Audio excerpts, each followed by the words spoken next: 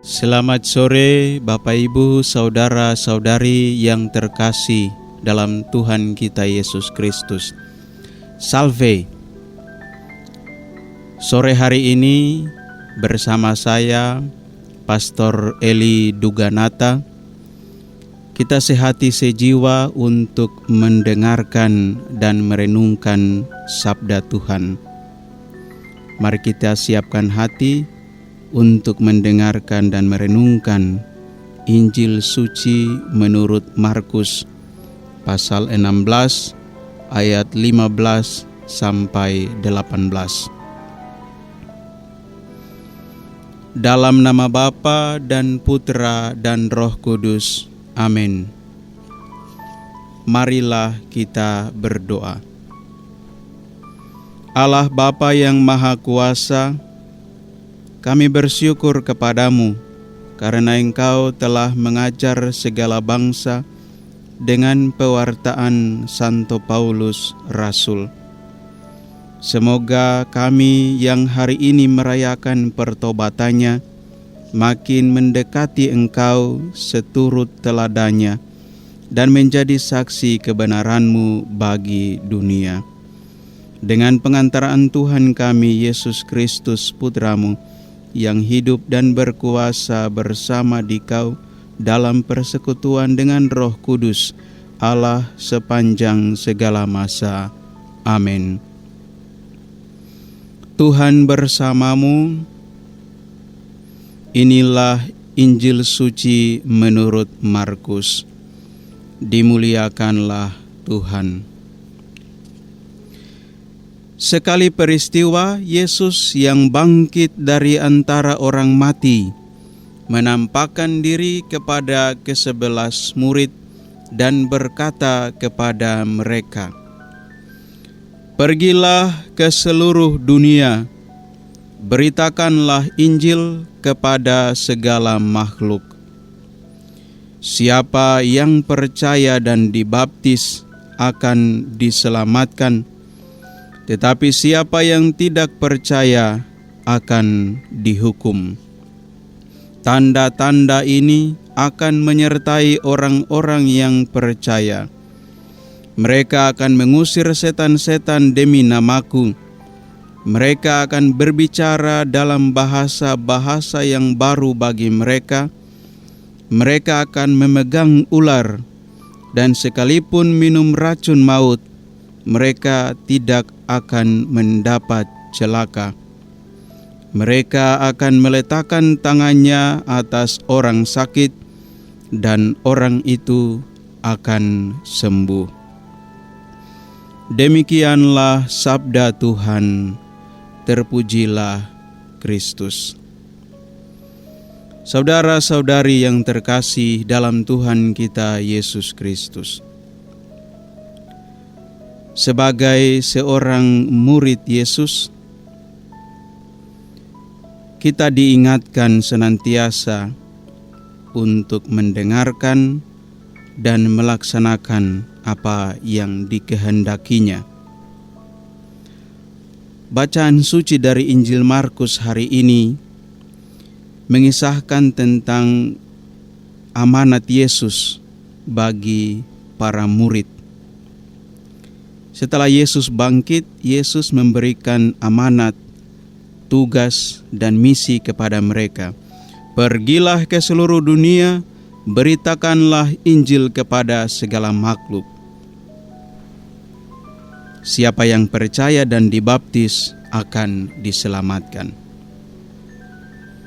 Yesus menyatakan dengan tegas bahwa mereka yang percaya kepada Allah, kepada Yesus yang diwartakan, tanda-tanda yang akan menyertai mereka adalah mereka akan mengusir setan-setan demi namaku, mereka akan berbicara dalam bahasa-bahasa yang baru bagi mereka, mereka akan memegang ular, dan sekalipun minum racun maut mereka tidak mendapat celaka.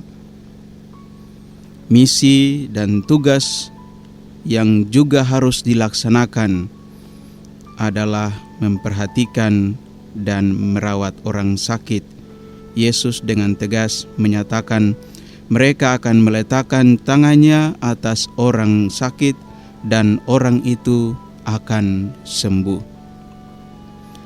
Saudara-saudari yang terkasih, menjadi murid Yesus Kristus berarti siap sedia diutus, siap sedia meninggalkan cara hidup yang lama dan membaharui diri senantiasa di dalam roh dan kebenaran untuk setia melaksanakan tugas dan tanggung jawab yang dipercayakan kepada kita. Terutama sebagai murid-murid Yesus, kita diingatkan senantiasa untuk melaksanakan perintah-perintah Yesus dalam setiap tugas dan pekerjaan-pekerjaan kita, dalam pelayanan-pelayanan kita. Hari ini dalam pesta bertobatnya Santo Paulus Rasul, kita diingatkan akan 3 tugas kita sebagai anggota-anggota gereja dan sebagai murid-murid Yesus Kristus. Tugas yang pertama adalah tugas koinonia, yakni persekutuan. Sebagai anggota gereja dan sebagai murid-murid Yesus Kristus, kita hendaknya membangun persekutuan sebagai orang-orang yang percaya di dalam Tuhan kita Yesus Kristus.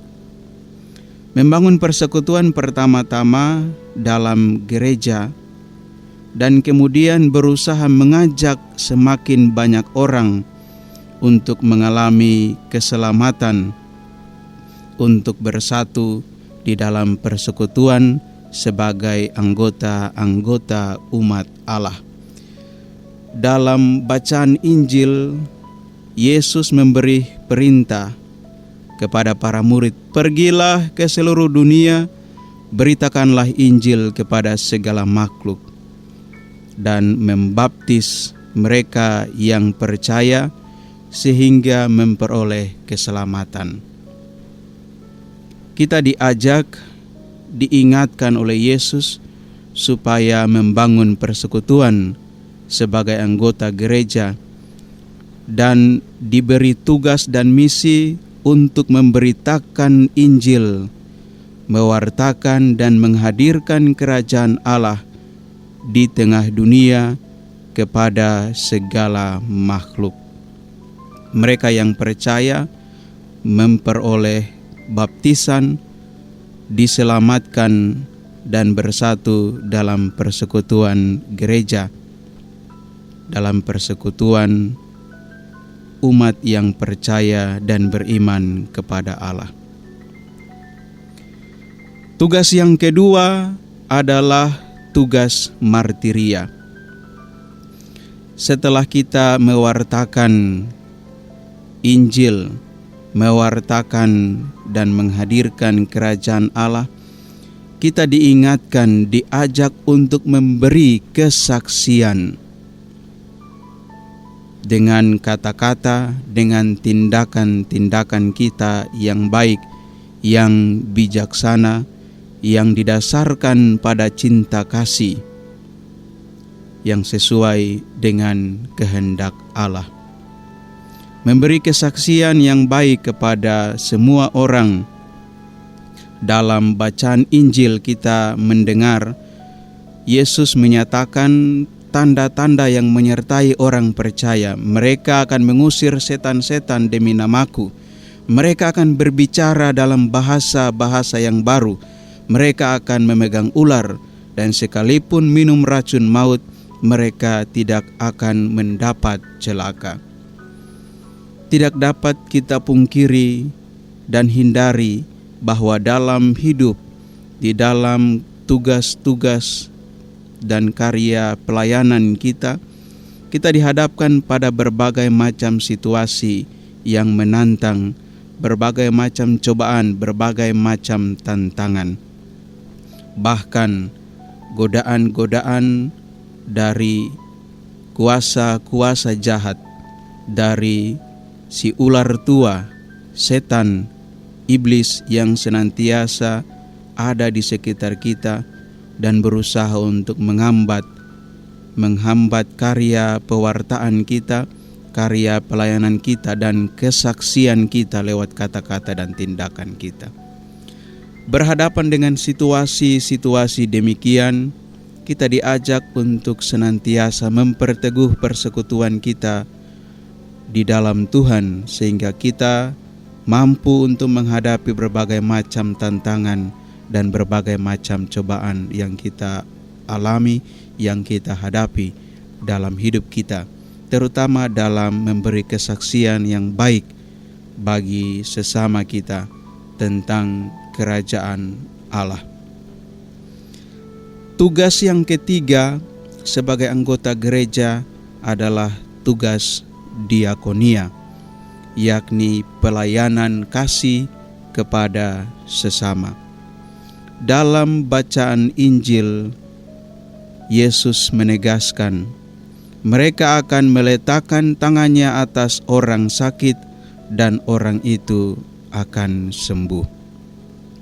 Sebagai murid Yesus Kristus, kita senantiasa harus berusaha untuk melayani sesama dengan kasih, terutama mereka yang menderita, mereka yang sakit. Melayani dengan kasih mereka yang membutuhkan uluran tangan, mereka yang membutuhkan bantuan, mereka yang lemah, mereka yang kecil, mereka yang sakit dan menderita. Tugas-tugas kita yang harus kita lakukan mesti dilaksanakan dengan penuh kesetiaan dan penuh sukacita. Kita belajar dari Rasul Paulus yang mampu untuk membaharui diri, bertobat, dan meninggalkan segala sikap tingkah laku yang lama yang tidak sesuai dengan kehendak Allah, menjadi seorang yang berguna bagi Allah, menjadi alat pilihan Allah untuk mewartakan Injil, mengabarkan dan menghadirkan kerajaan Allah ke seluruh penjuru dunia. Mari kita merefleksikan hidup kita dalam hidup bermasyarakat, dalam hidup menggereja. Sejauh mana selama ini kita sudah melaksanakan tugas-tugas kita sebagai anggota gereja, sebagai murid-murid Yesus Kristus. Tugas koinonia untuk membangun persekutuan, tugas martiria untuk memberi kesaksian, tugas diakonia untuk melayani sesama. Sejauh mana dalam hidup kita sudah berusaha dengan sungguh-sungguh untuk melaksanakan tugas-tugas kita, tanggung jawab kita, misi yang diberikan oleh Yesus sendiri kepada kita sebagai murid-muridnya. Kalau kita masih lalai membangun persekutuan, mulai dari dalam keluarga, dalam komunitas basis, dalam lingkungan gereja, dalam stasi dan paroki, atau di keuskupan, atau kalau kita masih lalai memberi kesaksian yang baik lewat kata-kata dan tindakan-tindakan kita yang benar, yang baik, yang adil, yang bijaksana, atau kalau kita masih lalai dalam menjalankan tugas kita dalam pelayanan kasih kepada sesama, mari kita membaharui diri. Kita belajar dari para murid, para rasul, dan dari Rasul Paulus yang kita rayakan pesta pertobatannya hari ini, untuk setia menjalankan misi, menjalankan tugas dan tanggung jawab yang dipercayakan Yesus kepada kita sebagai murid-muridnya. sebagai anggota-anggota gereja, kita berusaha berjuang untuk menghadirkan kerajaan Allah di tengah dunia lewat kesaksian-kesaksian kita, lewat pelayanan-pelayanan kita, lewat pewartaan-pewartaan kita. Semoga Tuhan memberkati kita agar kita selanjutnya penuh dengan sukacita, taat dan setia melaksanakan tugas dan tanggung jawab, melaksanakan perintah Yesus dalam hidup kita lewat berbagai macam status kita, pekerjaan-pekerjaan dan pelayanan-pelayanan yang kita laksanakan. Amin. Marilah kita berdoa.